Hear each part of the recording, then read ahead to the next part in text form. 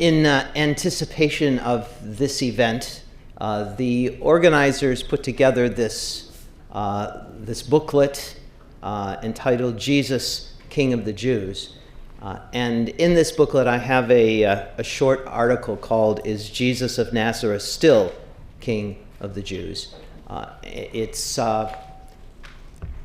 more of a popular presentation, but it contains a few central claims which are at the heart of what I will also be presenting here. I'm not going to repeat them, simply pointing you to that article, which you could probably digest rather quickly if you haven't read it already. Jesus as eternally a Jew. The Jewishness of the historical Jesus is now taken for granted. But the reality and significance of Jesus' enduring Jewish identity is only gradually becoming a subject of theological reflection.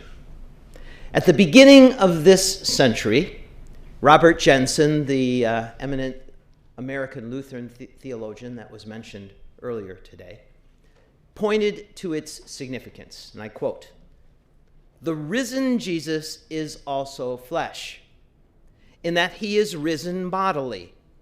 For to be an embodied creature is to be flesh. Now, flesh is never an individual possession. That we are flesh means, among other things, that we have parents and ancestors, who, at least until we get to Adam, are not everyone's parents and ancestors. The Word who has come in the flesh belongs to the lineage of Abraham and Sarah, and this fact belongs to his identity, to what traditional Christology calls the one hypostasis of the Word who is Jesus." End of quote. Jensen describes the resurrected Jesus as the bearer of Jewish flesh and suggests that this is an essential feature of his glorified identity. Moreover, he proposes that this identity implies an enduring association with those of the same lineage, namely the Jewish people.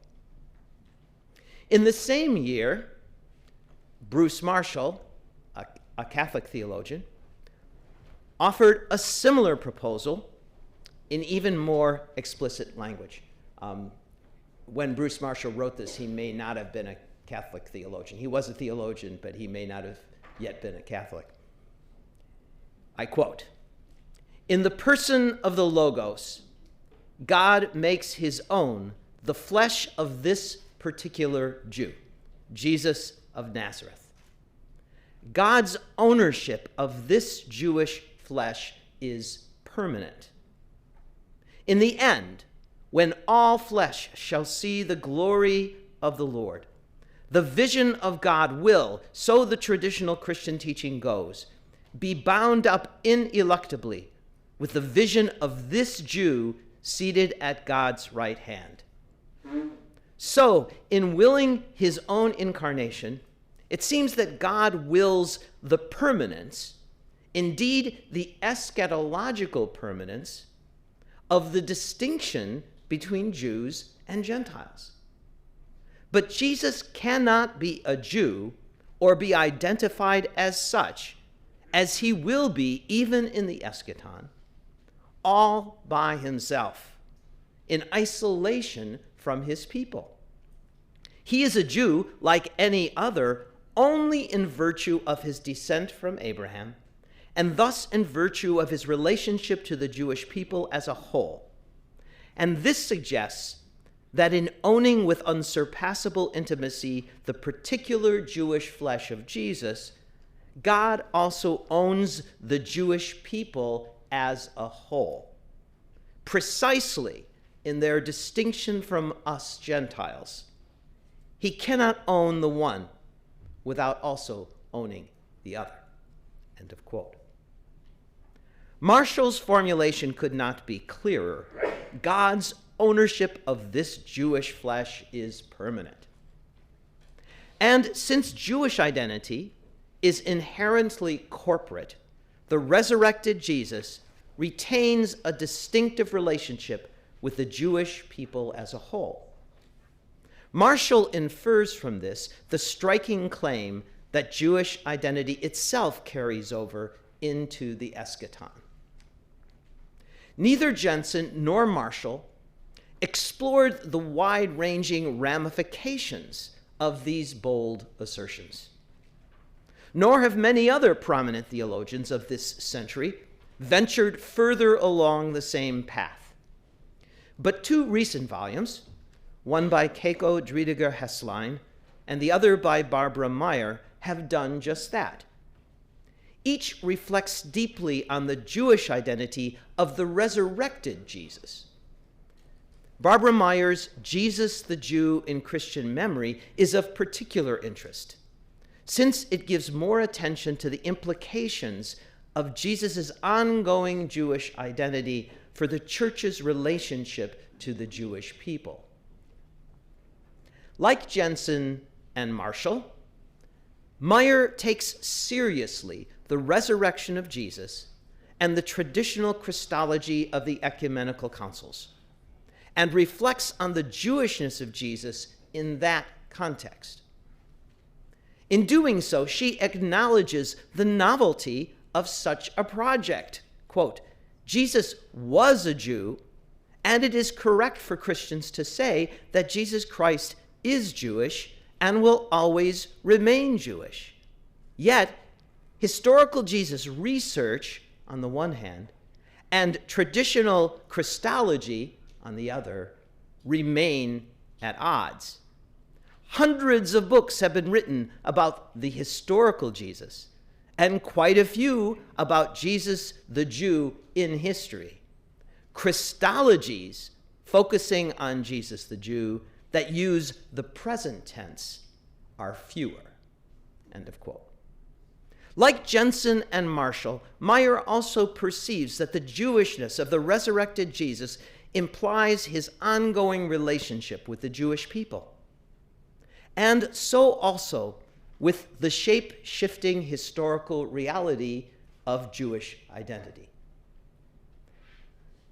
Quote, speaking about Jesus in the present tense seems to belong to an exclusively Christian confessional language. But here we see that Christology is not just concerned with historical Judaism, but also has a stake in contemporary Jewish self-understanding as well as everything that happened in between, from post-Second Temple Jewish history to the present. End of quote. Moreover, since the resurrected Jesus is also the Jesus of Olam Haba, the world to come, one must add Christological assertions in the future tense and reckon with the necessary implications concerning Jewish identity. Quoting again from Meyer, what does it mean that Jesus Christ will be Jewish? We do not know how Jewishness will be expressed at the end of times. Jewishness was differently expressed in the 1st and 21st centuries. What we do know, however, is that this Jewish self-expression will not be disconnected from other Jewish lives. End of quote. Meyer's concluding sentence, which I haven't yet read, to the paragraph just cited, highlights the central thesis of her entire volume. And here's the quote. This means that Jesus' otherness for Christian non-Jews will not be dissolved either. Let me just read that again. This means that Jesus' otherness for Christian non-Jews will not, even in the eschaton, be dissolved either. As she states in her introduction, quote, my key argument is that the Jewishness of Jesus Christ engenders an otherness that opens up new intellectual, spiritual, and ethical horizons for the non-Jewish Christian. End of quote. She builds here on the philosophical exploration of otherness in the work of Levinas, and those influenced by him. Since the overwhelming majority of Christians are non-Jews, the Jewish identity of Jesus creates a potentially fruitful distance between the master and those who in other respects are united to him by faith and baptism. And since his Jewish identity has content only in relation to the life of the Jewish people throughout history, it also establishes a potentially fruitful dependence of his disciples on the life and tradition of a community external to their own immediate socio-cultural identity. Meyer employs the term vulnerability to describe this fruitful dependence. Quote, Jesus' Jewishness is the most apparent signifier of Christianity's vulnerability. With Jesus the Jew at its heart, the Christian faith cannot succeed in isolation, but holds an inbuilt connection to Judaism and Jesus. After overcoming the aggression of rejecting this bond, Christians have the chance to experience the blessings of connectedness. Vulnerability is increased by attachment, but so is the vitality of the Christian community. I would go so far as to connect the vitality of Christ himself to the Christian attachment to the people of Israel. End of quote. But what about Jewish disciples of Jesus? Meyer acknowledges our existence and the fact that our relation to the Jewish Jesus differs from that of Gentile Christians. After asserting that, quote, the Jewish Jesus can never be in the Christian's domestic domain, end of quote, she includes a qualifying footnote. And here's the footnote. Except for people of Jewish family background and Christian belief, whether they understand themselves as Christian Jews or Jewish Christians, end of quote. But she never explicitly affirms the theological significance of that difference or details its meaning. Meyer has taken the discussion further than those who preceded her, but there is still further to go. Jesus as the present and past King of the Jews. Meyer teaches at the University of Tel Aviv. The Jewish-Christian conversation occupies a central place in her life, as well as in her theology. In the first words of her acknowledgments, the author identifies herself as, quote, an anti-missionary Christian theologian. While she discusses Jewish views of Jesus, her primary audience consists of Gentile Christians, and her primary purpose consists in persuading that audience of its Christological dependence upon the Jewish people. Jesus is himself dependent upon the Jewish people for an essential aspect of his own identity, and as a result, the followers of Jesus, who do not share his Jewish identity, need the Jews to be themselves so that their resurrected master can continue to be himself. Meyer's allergic reaction to Christian missionary efforts towards Jews, a reaction I fully appreciate and have at times shared, prevents her from entertaining a proposition that goes beyond Jesus' Jewish identity, namely, that he is and forever will be the King of the Jews, and thus also the Lord of Jewish identity. This also takes us beyond the preliminary Christological soundings of Jensen and Marshall. If Jesus is the King of the Jews, he is indeed dependent upon them, for the word king, like the word father, is intrinsically relational in meaning. A king without subjects is no king. But the subjects of this peculiar king, who uniquely is both human and divine, depend upon him even more than he depends upon them. The precise character of this dependence remains a mystery.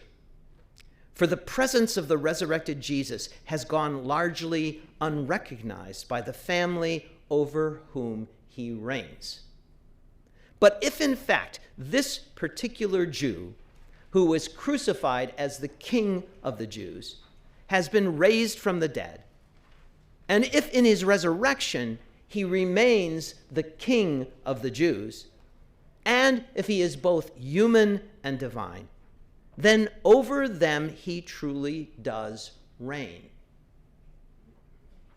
Explicit, though fragmented, witness to the resurrected one through word and sacrament has been maintained historically only in the life of the church, a community largely composed of those who are not his natural subjects. This establishes a hidden mutuality between the Jewish people and the church, a mutuality denied by Meyer, for whom Jesus is a Jew, but not clearly the King of the Jews, and for whom Christians are dependent upon Jews, but Jews are not marked by the same relational vulnerability. Whenever Jesus is acknowledged by members of either community to be the King of the Jews, this hidden mutuality becomes manifest. Such people realize that they must look to and receive from members of another community and tradition in order fully to be themselves. Only few on either side now confess Jesus to be the resurrected King of the Jews, and who discern the communal mutuality this confession entails. Historical blinders, providentially permitted, still limit the epistemological capacities of these two intertwined communities, but their mutual dependence remains an ontological fact. Speaking as one of those Jews referred to in Meyer's footnote, and as also one who confesses Jesus to be the King of the Jews, I would propose that Jewish disciples of Jesus are called to embody and bear witness to this mutual dependence. As Meyer realizes, Jesus the Jew creates no distance for us in our relationship to him. His Jewish identity sustains our own Jewish identity. But the historical alienation of the two communities with which we identify opens up a different kind of otherness in our lives. Both our Jewish and Christian environments continually call into question that Jewish identity that Jesus has renewed and now sustains. Our uncanny, controverted presence within these two worlds parallels that of the King of the Jews. This is because we represent him in at least one particular sense, and the communal mutuality his resurrected Jewishness entails. If we did not sense his intimate presence as our resurrected royal brother, we would quickly retreat into a less ambiguous Jewish or Christian pattern of life. And in fact, that is the course that many Jewish believers of Jesus end up taking. Jewish kingship as servant kingship. To assert such a mutual, though asymmetrical, dependence between Jesus and the Jewish people would likely raise concerns for Meyer and other Christian theologians engaged in Jewish-Christian dialogue, and rightly so. There is a danger here of spiritualizing and Christianizing the gritty particularity of Jewish history, identity, and discourse. Under a philo-Semitic cloak might lurk a Christian religious imperialism, assuming hegemony over the partial truths of a subordinate Jewish religious tradition. I have already noted one source of protection against this danger, namely the dependence of this sovereign on his subjects. While they are more dependent on him than he is on them, he is, after all, their ruler, and divine as well as human. He truly needs them in order to be himself a Jewish king of the Jews. As Meyer stresses, this intimacy between Jesus and the Jewish people creates a salutary distance between Jesus and the Church of the Nations, and even establishes Christian dependence upon a religious community socially external to itself. The Church's historical failure to acknowledge this dependence should chasten and humble her and help to guard against the imperialist temptation. Recovery of the title King of the Jews in its narrative context provides an additional source of protection against this temptation. And here in particular is where I allude to sections in this booklet. This title functions in the Passion narrative as Roman imperial ridicule, not primarily directed at Jesus himself, but at the Jewish people. The Roman authorities treat Jesus as a stand-in, a living effigy for this people whom they despise. They thereby signal their own power and superiority in relation to the Jewish people. But the gospel tradition turns this ridicule upside down, transforming it into a judgment of Roman imperial authority and of the Jewish rulers whom the Romans have co-opted. Pilate sees Jesus as a non-entity and sets him up as a fitting representative for the national non-entity to whom he belongs. The evangelists, on the other hand, see Jesus as the resurrected Lord and Messiah who dies and rises to redeem and glorify his people. Through this crucifixion, the Roman governor intends to humiliate the Jews. The evangelists imply that the event does the opposite. The synoptic story of the request of James and John, or their mother, anticipates and interprets the Passion narrative in just this way.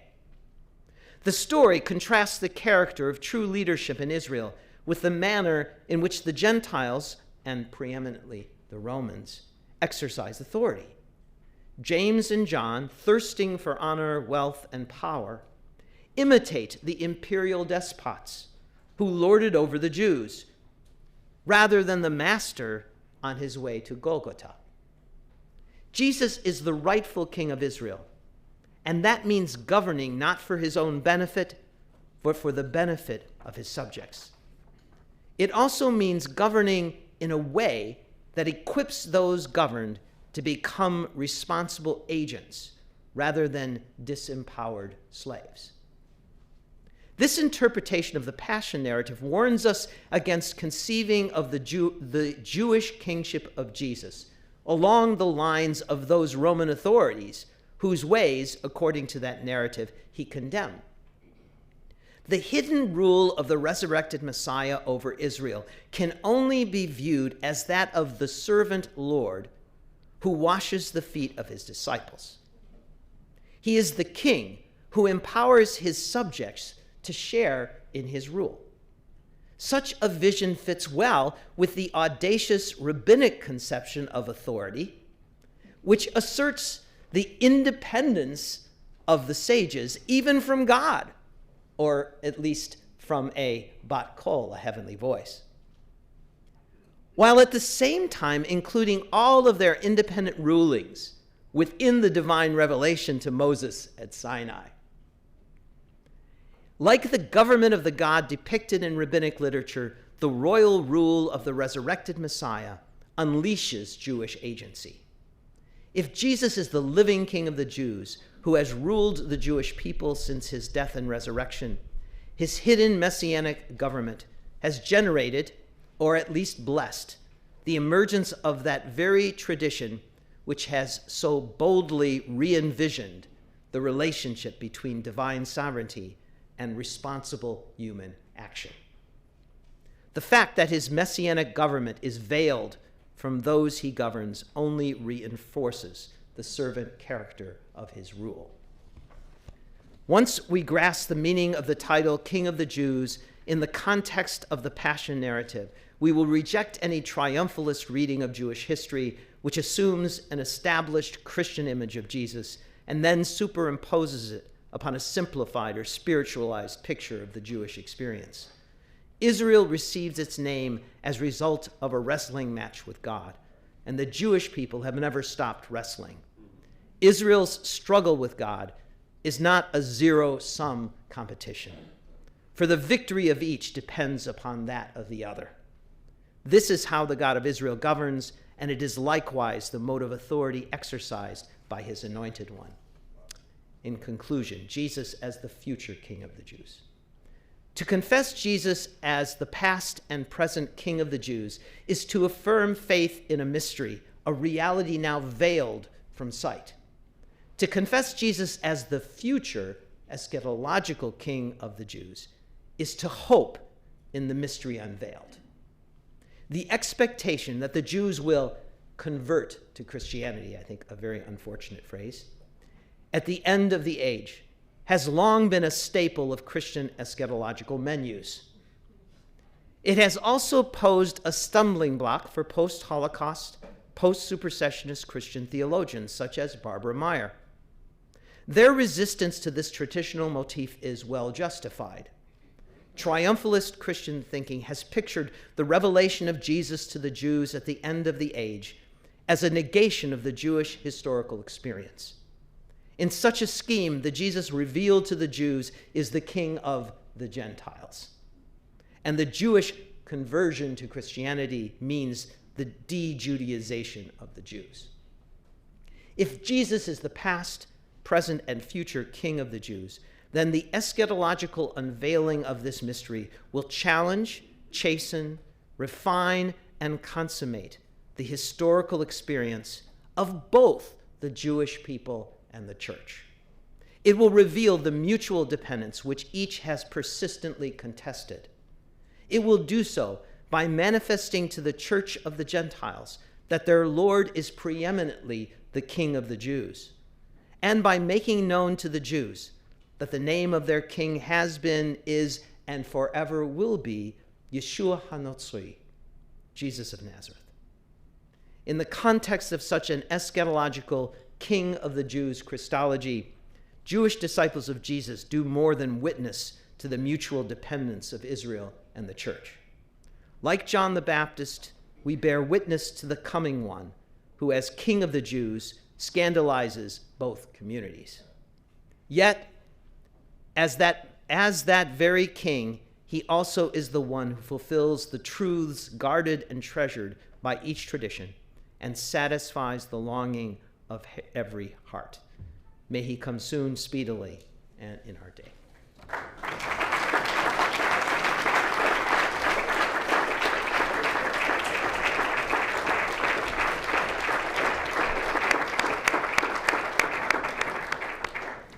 We will go on now with the response. Bernard Mallmann from the University of Vienna will give to your lecture. Bernard. Zunächst darf ich auch nochmal den Applaus in ein Wort der Wertschätzung fassen und einen herzlichen Dank sagen an Mark Kinzer, nicht nur für seinen klaren und präzisen Vortrag, sondern auch für sein Kommen zu uns hier nach Wien. Sehr geehrte Damen und Herren, das jüdische Fleisch des inkarnierten Wortes Gottes hat bleibende Bedeutung, weshalb Mark Kinzer seine Rückfrage nach dem historischen Jesus mit einer eschatologischen Ausrichtung weitet. Damit warnt er vor der markionitischen Versuchung, Protologie und Eschatologie, das Alte Testament vom Neuen Testament zu trennen. Nur wenn die kanonische Zweieinheit der christlichen Bibel in ihrem theologischen Sinn ernst genommen wird, gewinnt die These, dass Jesus nicht nur der König der Juden war, sondern auch als Verklärter ist und bleiben wird, an Plausibilität. Der Kreuzestitel verweist auf die Sendung Jesu zurück, wie Kinzer in Erinnerung gerufen hat. So wie die Sendung nur als Relation zu deuten ist, so ist der Königstitel ein gegenseitiger Beziehungsbegriff von König und Volk. Als Realsymbol des himmlischen Vaters sieht Jesus seine Sendung zuerst zu den verlorenen Schafen aus dem Hause Israel, worin sich seine Vollmacht als Messias zeigt. In dieser Sendung gewinnt sein Königtum Gestalt. Das Königtum Jesu hat dann als Signum rememorativum, demonstrativum und prognosticum Bedeutung für das Judentum und für das Christentum zugleich. Kinzer weist mit Jean-Marie Lustiger immer wieder darauf hin, dass Jesus als Jude das ganze Volk Israel verkörpert. Als der König der Juden realisiert er die Berufung, die Israel gegeben und verheißen ist. Er verkörpert das Leben und die Verheißungsgeschichte, ohne dabei vom Willen Gottes, wie er Ausdruck in der Tora findet, abzufallen. Sein Königtum kann als eine Art Rekapitulatio der Geschichte Israels gedeutet werden, das dem Königtum Gottes entspricht, das er für sein Volk errichten möchte. Signum rememorativum.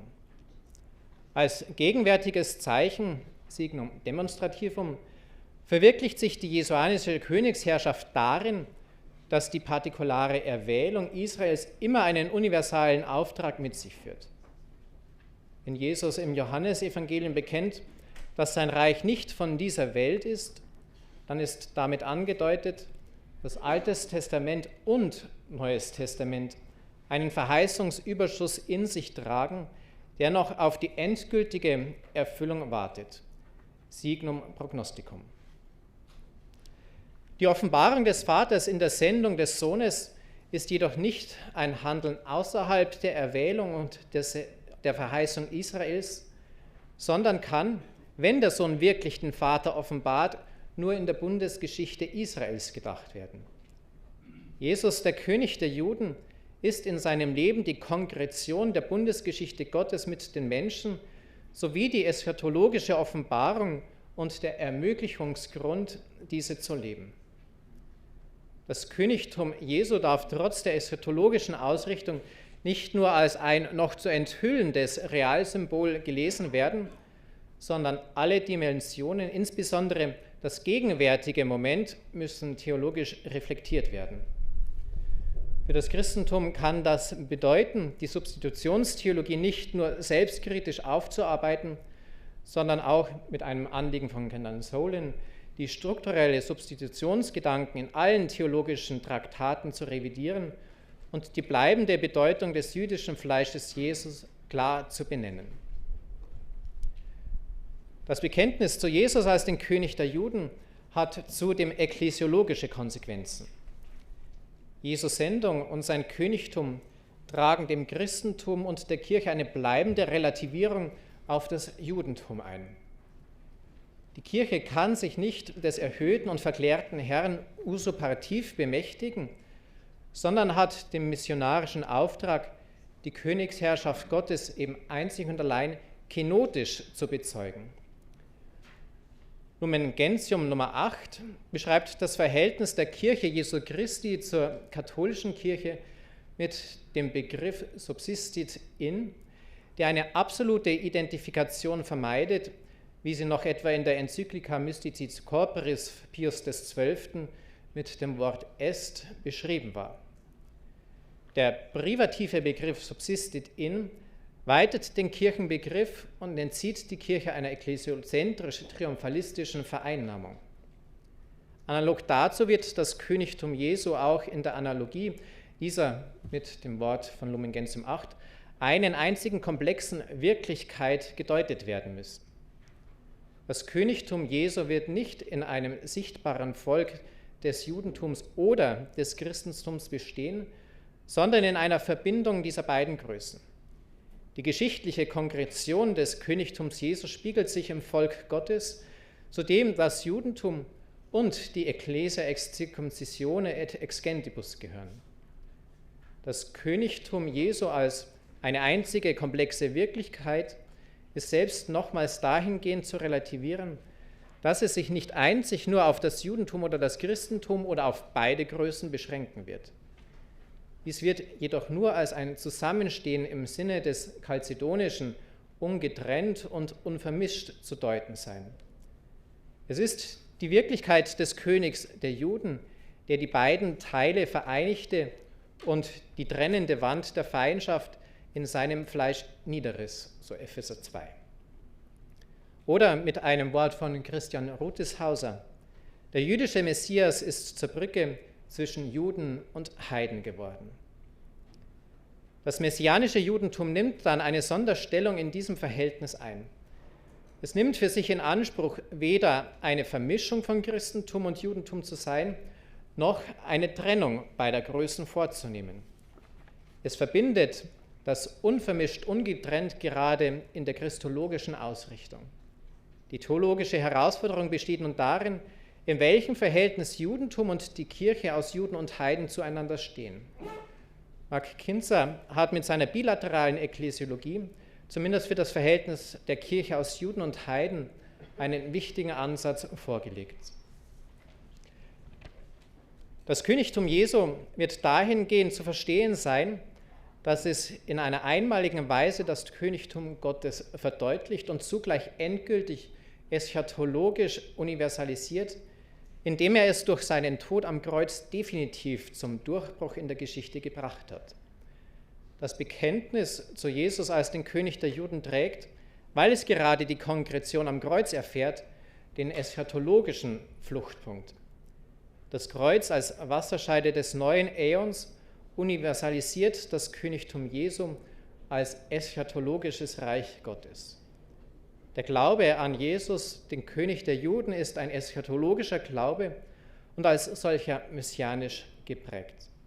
Das Königtum Jesu ist nicht von dieser Welt, aber es ist noch in dieser Welt und eröffnet den Horizont der Vollendung durch die Tat Gottes. Gerade das Bekenntnis dazu, dass seine Herrschaft keine messianisch-irdische Theokratie meint, ist Ausdruck des strengen monotheistischen Glaubens Jesu. Das Königtum Jesu ist selbst nochmals relativ auf die Beziehung des Sohnes zum Vater, indem sich die präsentische Eschatologie in einer theozentrischen Eschatologie vollenden wird. Das Christentum ist damit in Solidarität zum Judentum gesetzt und die Kirche ist, um mit einem Wort von Erich Zenger zu schließen, zusammengebunden in einer messianischen Weggemeinschaft mit den Juden. Dankeschön.